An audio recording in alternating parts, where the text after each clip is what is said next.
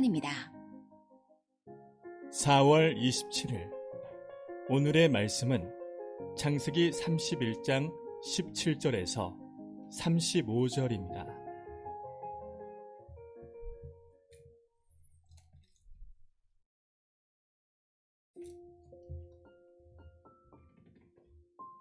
야곱이 일어나 자식들과 아내들을 낙타들에게 태우고 그 모은 바 모든 가축과 모든 소유물 곧 그가 밧단 아람에서 모은 가축을 이끌고 가나안 땅에 있는 그의 아버지 이삭에게로 가려 할세.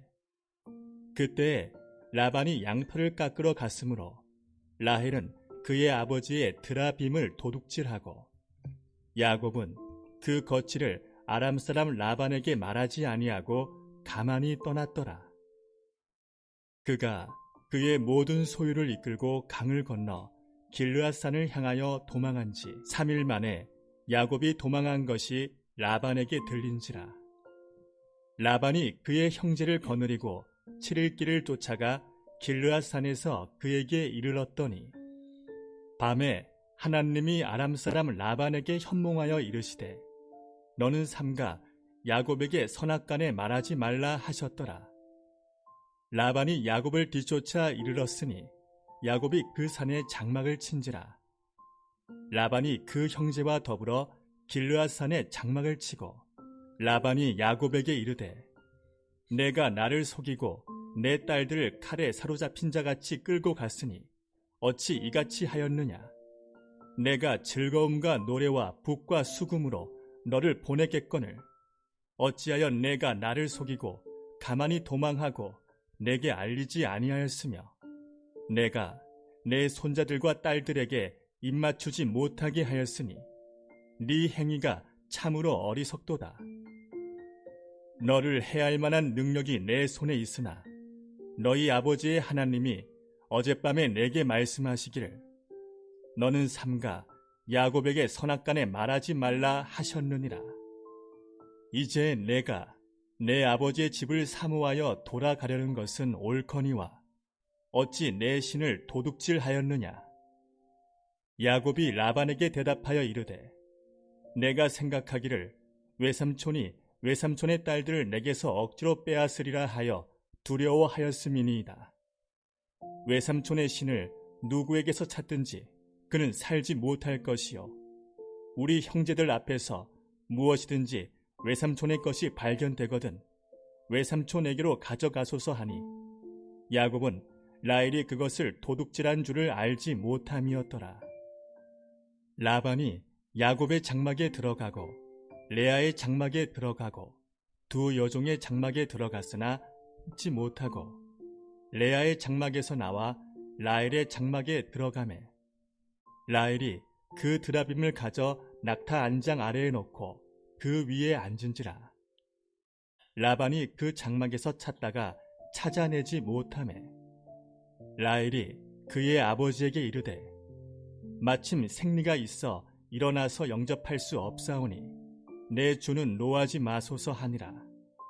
라반이 그 드라빔을 두루 찾다가 찾아내지 못한지라.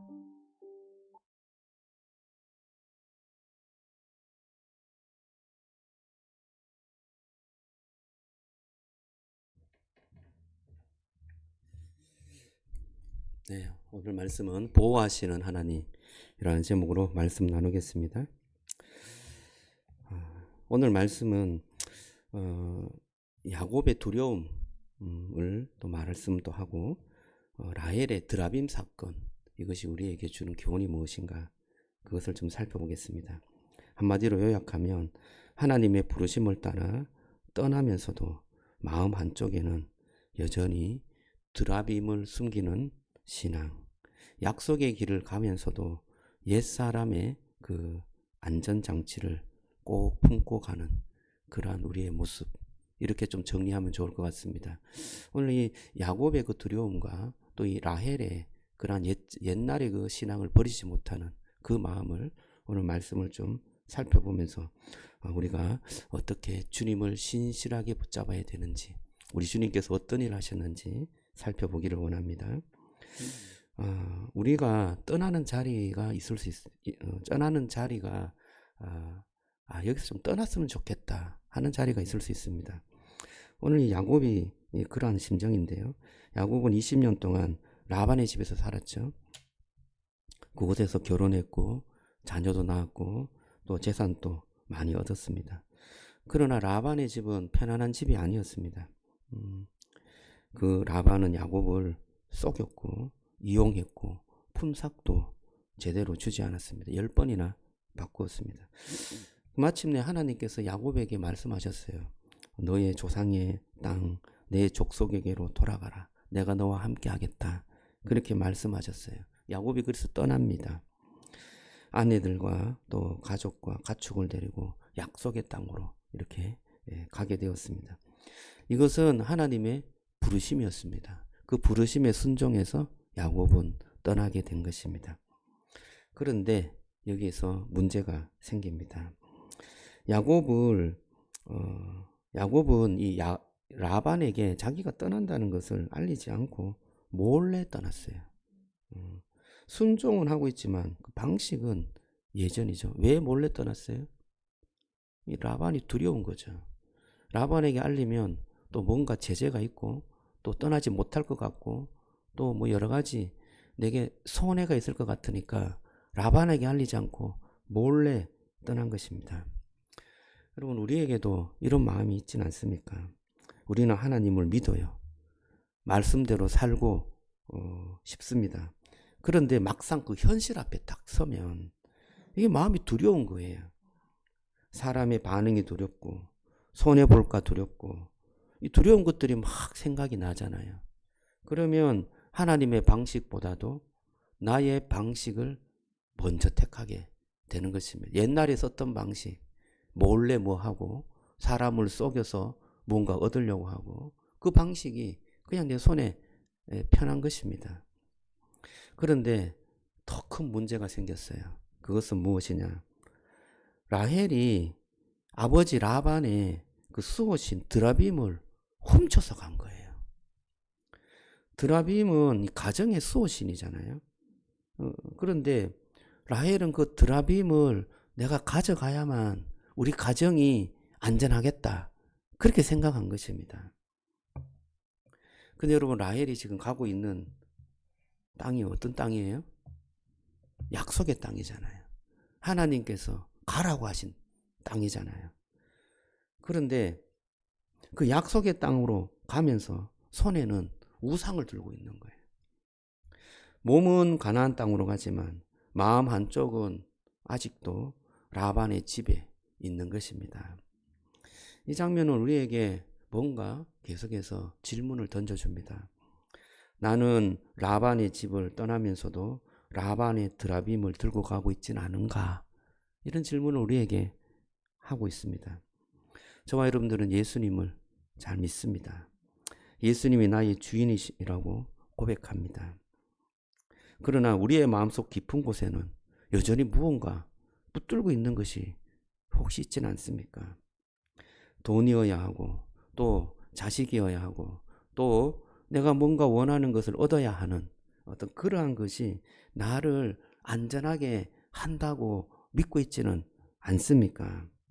여러분, 이것이 드라빔입니다. 이 드라빔은 우리가 그냥 우상으로 이렇게 보는 것이 아니라 내 마음속에 하나님보다 더 나를 안전하게 지켜줄 것이다 하고 믿는 것, 그것이 바로 드라빔이 아닌가요? 그런데 참 이 드라빔이 참 이렇게 재밌게 우리에게 뭔가를 가르쳐 줍니다. 여러분, 라반이 드라빔을 찾았어요. 그런데 야곱이 뭐라고 말합니까? 야곱이 이렇게 말해요. 드라빔을 발견하게 되면 여기 있네요. 외삼촌의 신을 누구에게든지 찾든지 그는 죽을 것이다. 살지 못할 것이다. 이렇게 말해요. 그러니까 한번 찾아보세요. 우리는 드라빔을 가지고 가지 않습니다. 누구에게든지 발견되면 그 사람은 당신의 것이고 그리고 죽을 것입니다. 이렇게 이 말은 야곱이 물론 드라빔을 누가 가져갔는지 모르고 이야기한 것이지만 라헬에 대한 굉장한 그런 저주의 말이 될 수가 있습니다. 라반이 드라빔을 찾았어요? 찾지 못했습니다. 라헬의 말 안장 밑에 숨겼어요. 그리고 라헬은 나는 지금 일어나지 못합니다. 그렇게 이야기하면서 드라빔을 그냥 꽁꽁 숨긴 거죠. 여러분, 라반의 이 신 드라빔은 수호신이잖아요. 누구를 지켜주는 신이었어요. 그런데 라반이 그 신을 도둑 맞았습니다. 도둑 맞았어요. 그리고 숨겨졌어요. 깔고 앉았습니다. 그런데 말도 못해요. 자신을 지키지도 못해요. 이게 그들이 믿었던 우상이었습니다. 여러분, 시편에 이런 말씀이 있습니다. 그들의 우상은 은과 금이요 사람의 손으로 만든 것이라 입이 있어도 말하지 못하고 눈이 있어도 보지 못한다. 그렇게 말씀하고 있습니다. 우상은 우리를 지켜주지 못합니다. 돈이 우리를 지켜주지 못합니다. 내가 그 돈을 지키느라 굉장히 바쁘게 살아갈 뿐입니다. 오히려 돈이 우리를 지켜줘야 되는데 우리가 돈을 지킨다고 돈의 노예가 되어서 살아가고 있는 것입니다. 여러분, 이 신을 훔친 자는 죽어야 된다라고 야곱이 말했잖아요. 라헬이 죽어야 합니다. 우리의 마음속에도 수많은 드라빔을 숨기고 있지 않습니까? 우상을 숨기고 살아가는 사람은 결국에는 어떻게 됩니까? 죽어야 합니다. 그 죄로 인하여서 마땅히 죽어야 하는 것입니다. 여러분, 저와 여러분들을 위해서 예수님이 오신 줄로 믿습니다. 예수님은 드라빔을 숨기는 분이 아닙니다. 예수님은 죄가 없으신 분이십니다. 죄가 없는 그분이 우상 숭배자인 우리를 대신해서 저주를 받으신 것입니다. 대신 죽으신 것입니다. 여러분, 이것이 복음인 줄로 믿습니다. 하나님은 우리가 숨겨놓은 그 드라빔을 다 알고 계십니다. 그래서 예수님을 보내주셨고 그 예수님이 그 모든 죄의 대가를 다 지시고 죽으신 것입니다. 그리고 절대로 우리를 버리지 않으십니다. 절대로 우리를 그냥 내버려 두지 않고 주님께서 약속한 그 약속을 주님께서 반드시 지켜주십니다. 우리를 안전하게 지켜주시고 우리를 약속의 땅까지 인도해 주십니다. 여러분, 그 예수 그리스도 그분을 신뢰하시고 그분을 우리의 주인으로 모시고 그분을 따라서 살아가시기를 주님의 이름으로 축복합니다. 우리의 불안감이 있을 줄로 압니다. 두려움도 있습니다. 안전이 정말 무너질 거라는 생각도 듭니다. 그러나 여러분, 예수님께서 우리에게 이때까지 하신 일을 우리가 생각하면 절대로 예수님은 우리를 버리실 분이 아니십니다. 그분이 우리를 반드시 구원하시고 그분께서 우리의 미래를 책임져 주시고 그분께서 우리의 안전을 책임져 주시리라 믿으시기를 주님의 이름으로 축복합니다. 기도하겠습니다. 하나님, 감사합니다. 주님의 말씀에 부르심을 받았지만 하나님, 우리는 그 부르심대로 살지 못하고 하나님, 옛 정신과 옛 우상의 그 마음으로 살아갈 때가 너무나 많습니다. 주여, 불쌍히 여기시고 우리 주 예수 그리스도 그분을 더욱 신뢰하며 살아갈 수 있도록 은혜를 베풀어 주시옵소서. 우리가 믿었던, 우리가 원했던 그 안전과 그 구원과 그 축복이 예수 그리스도 안에 있다는 것을 믿고 그 예수 그리스도를 꼭 붙잡고 오늘 하루도 감사하고 오늘 하루도 기뻐하며 오늘 하루도 정말 안전을 누리며 안식하며 기쁨 가운데 살아갈 수 있도록 주님 축복해 주옵소서. 하나님, 오늘 또 감사해서 감사헌금을 드린 손길이 있습니다. 주님 축복하시고 늘 감사의 제목이 넘쳐날 수 있도록 은혜 베풀어 주시옵소서. 예수님 이름으로 기도드리옵나이다. 아멘.